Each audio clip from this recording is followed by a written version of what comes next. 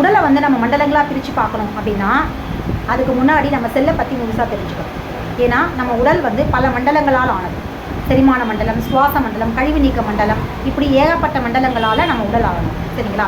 அப்போது ஒவ்வொரு மண்டலங்கள்லையும் அதற்கான செரிமானங்களுக்குன்னு உறுப்புகள் இருக்குது, சுவாசத்துக்குன்னு உறுப்புகள் இருக்குது, கழிவு நீக்கத்துக்குன்னு உறுப்புகள் இருக்குது. அப்போது ஒவ்வொரு மண்டலத்திலையும் எத்தனையோ கண்ணுக்கு தெரிஞ்ச கண்ணுக்கு தெரியாத நூற்றுக்கணக்கான உறுப்புகள் ஒவ்வொரு மண்டலத்திலையும் இருக்குது.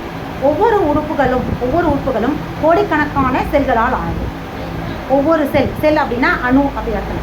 அணு அப்படின்னா உயிர் இருக்கிற ஒரு பொருள். எப்படி புரிஞ்சுக்கலாம் அப்படின்னா ஒரு பொருளை நம்ம உடைக்கிறோம் இல்லையா, துண்டு துண்டாக உடைச்சி கடைசி துகள் வரைக்கும் லாஸ்ட்டு வரைக்கும் நுணுக்கிறோம், அடித்து உடைச்சி நுணுக்கிறோம் இல்லையா, அந்த நுணுக்கிற அந்த பவுடர் ஆகுது இல்லையா, அந்த பவுடரில் இருக்கிற ஒன்று அதான் அணு. அப்படித்தான் ஒவ்வொரு நம்ம உறுப்புலையும் ஒவ்வொரு கடைசி துகள் வரைக்கும் இருக்கும். ஆனால் வெளியில் இருக்கிற புறப்பொருட்களில் வந்து உயிர் இருக்காது. நம்ம உடம்புல இருக்கிற அணுக்களில் உயிர் இருக்குது. ஒவ்வொரு அந்த கடைசி துகள்லையும் உயிர் இருக்குது. மனிதன் மட்டுமே உயிர் இல்லை. உயிர் அப்படின்னு மனிதனுக்குள்ளே இருக்கிற உள்ளே இருக்கிற ஒரே ஒரு உயிர் அப்படின்னு நினைக்காதீங்க. அக உயிர் சக்தி மட்டுமே உயிர் இல்லை. ஒவ்வொரு உறுப்புகளோட கூட்டு தொகுப்பான ஒவ்வொரு செல்லையும் உயிர் இருக்குது. ஒவ்வொரு அணுவும் உயிரணு தான். நம்ம ரத்தத்தில் இருக்கிற ஒவ்வொரு துளியிலையும் உயிரணு இருக்குது. அதில் எல்லாத்துலேயுமே உயிர் இருக்குது. நம்மளுடைய விந்து இருக்கு இல்லையா, துணை நீர், அதுலேயும் உயிர் இருக்குது. இதை தான் உயிரணுக்களை கடத்துறது. அந்த உயிரணுக்கள் மட்டும்தான் ஒரு கரு உருவாகிறதுக்கான காரணமே ஒழிய வேற இல்லை. வேற பொருள் சார்ந்த விஷயமால அந்த இருக்கிற கடைசி துகள் உயிரணு. அதே மாதிரி இப்போ நமக்கு ஒரு புருவம், ரப்பை, நகம், இது ஒவ்வொன்றுத்துலேயுமே உயிர் இருக்குது. இதிலேருந்து பிரிஞ்சு வெளியே போகும்போது மட்டும்தான் இறந்துருது. நம்மளை இந்த உடம்பில் ஒட்டி இருக்கிற வரைக்கும் ஒவ்வொருத்துலேயுமே வந்து உயிரணு இருக்குது. சரிங்களா? அப்போது நம்ம உடம்புக்குள்ளே இருக்கிற ஒவ்வொரு உறுப்புகளும் செல்களால் ஆனது. எப்படி அது ஒவ்வொரு உயிரணுக்கள், கோடிக்கணக்கான உயிரணுக்கள் சேர்ந்தது திசு. உயிரணுக்களுடைய கூட்டு தான் திசு.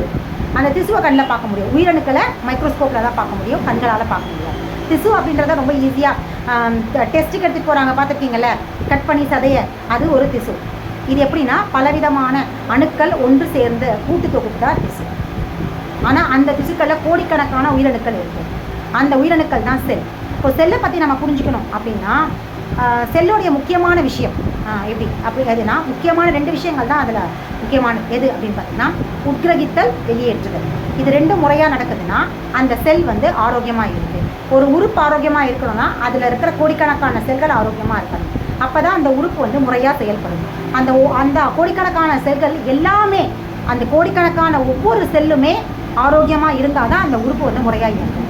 அப்போ ஒவ்வொரு செல்லுமே உட்கிரகித்தல் அப்படிங்கிற உணவை எடுத்துக்கிறதும் கழிவை வெளியேற்றதுமான ப்ராசஸை ஒவ்வொரு நொடியும் நிகழ்த்திட்டே இருக்கும். இந்த ஒவ்வொரு நொடியுமே அந்த உட்கிரகித்தலும் வெளியேற்றலும் நடந்தால் தான் அந்த செல் ஆரோக்கியமாக இருக்குன்னு அர்த்தம். அந்த செல்கள் ஒவ்வொரு செல்லும் ஆரோக்கியமாக இருந்தால் தான் அந்த மொத்த உறுப்புமே ஆரோக்கியமாக ஃபங்க்ஷன் ஆகும். அப்போது ஒரு உறுப்பு முறையாக செயல்படலை, அது வந்து ஆரோக்கியமாக இயங்கலை அப்படின்னா என்ன அர்த்தம்னா அதோடைய கோடிக்கணக்கான செல்கள் பலகீனமாக இருக்குது. இப்போ செல்கள் ஏன் பலகீனமாக இருக்குது அப்படின்னா அதில் ஏன் இயக்க தடைப்பாடு ஏற்பட்டிருக்கு அப்படின்னா கழிவுகள் தேங்கியிருக்கு. செல்களுக்கு வெளியே செல்களில் கழிவுகள் தேங்கியிருக்கு.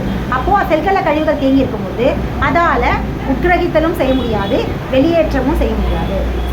செய்யாமல் தடை ஏற்படும் போது அந்த செல்களுடைய தடை என்ன ஆகுனா உறுப்பை பாதிக்கும். உறுப்புகள் பாதிக்கும் போது அந்த ஒட்டுமொத்த மண்டலமே பாதிக்கும். இதான் வந்து உடம்புடைய இயக்கம். அப்போது நம்ம எதுக்காக சாப்பிட்றோம் அப்படின்னா செல்களுக்காக தான் சாப்பிட்றோம். செல்களுடைய தேவை, அதனுடைய பசி, அதுதான் செல்களோட தேவை தான் நமக்கு பசியாக அறிவுறுத்தப்படுது.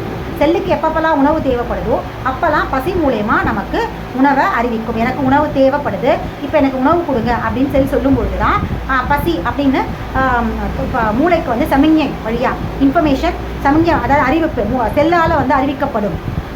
அது சமிஞ்ஞை வழியாக அறிவிக்கும்போது மூளைக்கு சொல்லும்போது பசி அப்படிங்கிற ஒரு தூண்டலை வந்து மண்ணீரலுக்கும் வயிற்றுக்கும் மூளையால் கொடுக்கப்படும். மூளை வந்து ஒரு வேலையால், யாருடைய வேலையால்? ஒவ்வொரு உறுப்புடைய செல்லுடைய வேலையால்.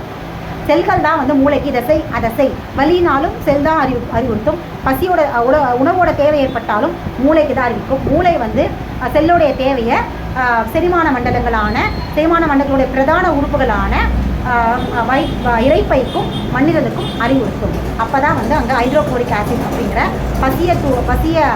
பசி உடைய திரவமான அந்த திரவம், அந்த பசியோடைய தேவையான திரவம் வயிற்றுக்குள்ளே உருவாகும். இதுதான் வந்து உடலுடைய இயக்கம். புரியுதுங்களா? இப்படி தான் வந்து செல்லுடைய இயக்கம் தொடர்ந்து நம்ம செல்லு பண்ணிக்கலாம்.